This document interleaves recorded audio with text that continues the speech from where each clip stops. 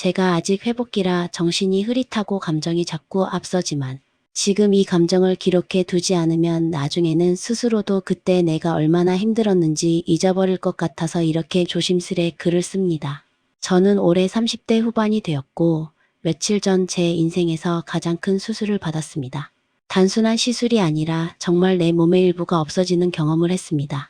장기를 일부 절제해야 했고 수술 전후 검사와 준비 과정만 해도 수주가 걸렸습니다. 수술실에 들어갈 때의 차가운 공기, 손발이 떨릴 정도로 긴장되던 순간. 그리고 마취가 풀려 돌아오는 고통, 그 모든 게 지금도 생생합니다.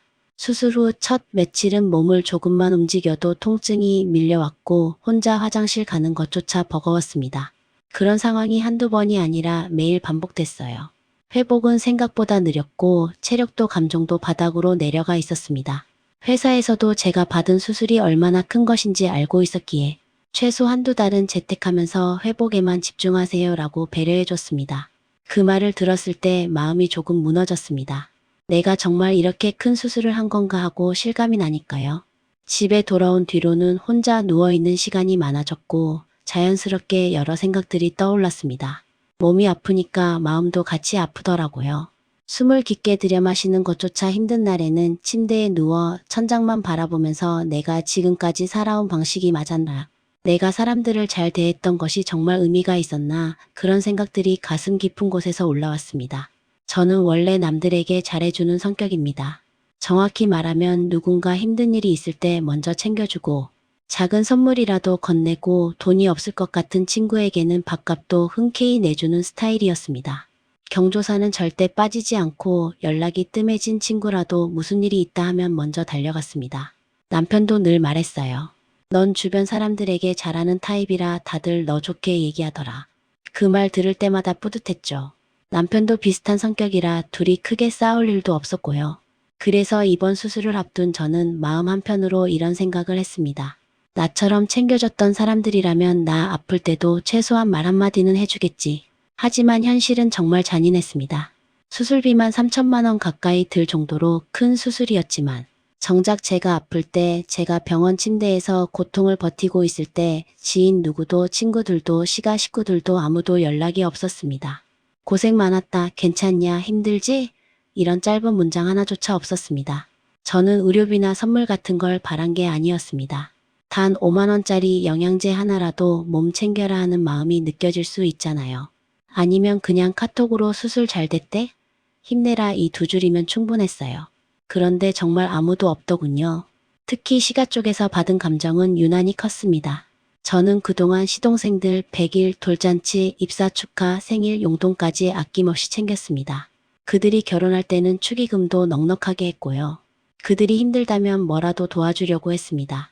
그런데 그 중요한 순간 제가 누워있을 때 30대 중반이 된 시동생 둘은 형수님 괜찮으세요? 라는 말 한마디, 커피 한 잔, 과일 한 봉지도 하지 않았습니다. 마치 제가 수술한 사실 자체가 그들에게는 아무 의미도 없는 일처럼 흘러갔습니다.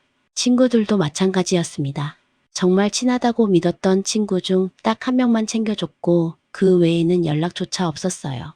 누구는 SNS에 여행 가서 찍은 사진 올리고 누구는 자기 생일 챙기기 바쁘고 다들 각자의 삶을 살고 있다는 걸 이해한다고 해도 이상하게도 그 순간엔 유독 제 가슴 깊은 데가 허전하더군요. 엄마가 예전에 이런 말을 한 적이 있습니다. 네 팔자에 고가 껴서 외로운 사주다. 그 말이 정말 미신 같아서 흘려듣던 날들이 많았는데 이번엔 그 말이 이상하게 가슴에 꽂혔습니다. 아, 진짜 그런가 나는 왜 항상 이런 상황에 놓이는 걸까? 저는 평소에도 받을 걸 계산하고 주는 사람이 아니었습니다. 내가 좋아서 내가 마음이 있어서 해주던 거였고 그래서 내가 100을 주고 10만 받아도 전혀 원망하지 않았습니다. 나는 받으려고 주는 사람이 아니다라는 철칙으로 살았거든요. 하지만 정작 가장 중요한 순간 내가 누군가의 따뜻한 한마디가 필요했던 그 순간 아무도 없었다는 사실은 정말 잔인했습니다. 나는 잘못 산 걸까? 내가 했던 모든 호의와 배려는 결국 의미 없는 행동이었을까? 그 질문이 수술보다 더 아프게 다가왔습니다. 병원에서 퇴원해 집으로 돌아온 지 며칠이 지나자 몸의 통증보다 마음의 통증이 더 크게 다가오기 시작했습니다. 수술 직후에는 정신이 없어서 주변이 안 보였다면 회복기에 들어가고 몸이 조금씩 움직이기 시작하면서부터는 감정이 또렷하게 올라왔습니다. 시간이 지나니 아무도 없다는 사실이 더 분명하게 느껴졌고 그게 저를 심하게 흔들어 놓았습니다. 누워있다 보면 머릿속에 계속 떠오르는 건 제가 그동안 했던 모든 배려와 호의였어요. 내가 저 사람들에게 어떻게 했더라? 그때 나는 돈도 없고 바빠도 챙겨줬었지. 그때는 아무 말 없이 내 시간을 내줬었는데 이런 기억들이 하나씩 새어나오더니 마치 수면 위로 떠오르는 기포처럼 제 마음을 계속 찌르더군요. 저는 단 한 번도 내가 이만큼 했으니 너도 이만큼 해라라는 마음으로 산 사람이 아니었습니다. 오히려 그런 계산을 싫어했어요.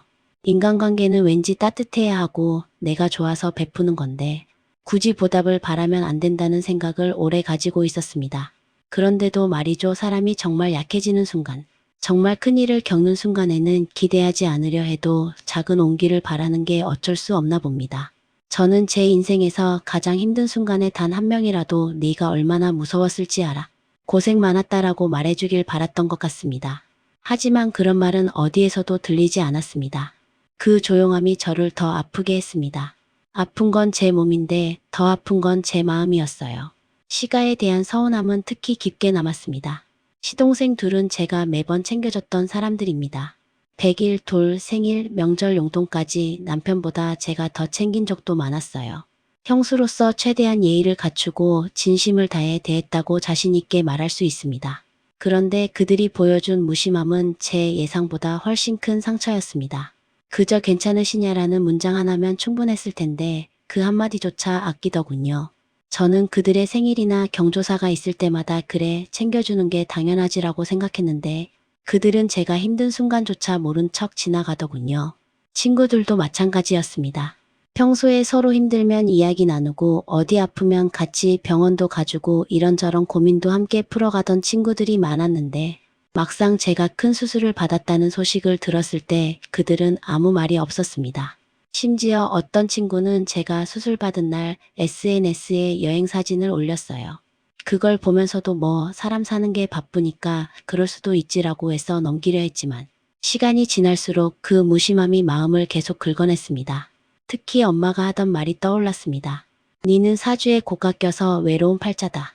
예전에 들을 때는 농담 반 미신 반으로 넘겼지만 이번엔 그 말이 마음에 오래 남더군요. 아, 진짜 그런 건가? 나는 왜 이렇게 혼자 버티는 순간이 많은 걸까? 스스로 그런 생각까지 하게 될 줄은 몰랐습니다. 몸도 아픈데 마음까지 외로우니 평소 같으면 아무렇지 않게 넘길 일들도 다 크게 느껴졌습니다. 그러다 문득 이런 생각도 들더군요. 내가 베푸는 방식이 잘못된 걸까? 내가 너무 일방적으로 주기만 한 건 아닐까? 그들이 나를 이용했다고까지는 생각하고 싶지 않지만 적어도 그들은 내가 얼마나 힘든 상태인지 궁금해하지 않았습니다. 그 사실만으로도 마음 한 구석이 너무 시렸습니다. 솔직히 말해 이번 일을 겪고 나서 제 인간관계가 송두리째 흔들리는 기분이 들었습니다. 이전에는 좋은 사람, 착한 사람이라는 말이 좋았고 남들에게 도움을 주는 게 의미 있다고 믿었는데 지금은 그 모든 것이 회의적으로 느껴집니다. 나는 왜 사람을 이렇게 믿었을까? 나는 왜 사람들에게 이렇게 했었을까? 이런 질문들이 고통처럼 떠날 줄 모르고 맴돌아요. 그리고 이런 생각까지 들었습니다. 혹시 내가 아플 때 다가올 사람이 아무도 없다면 앞으로의 인생까지도 외롭지 않을까? 이 질문은 정말 무겁고 답을 내리기조차 어렵습니다. 하지만 확실한 건 이번 일을 계기로 저는 제 삶의 방식을 다시 되돌아보고 나를 더 지키는 삶을 살아야겠다는 생각이 들었다는 것입니다.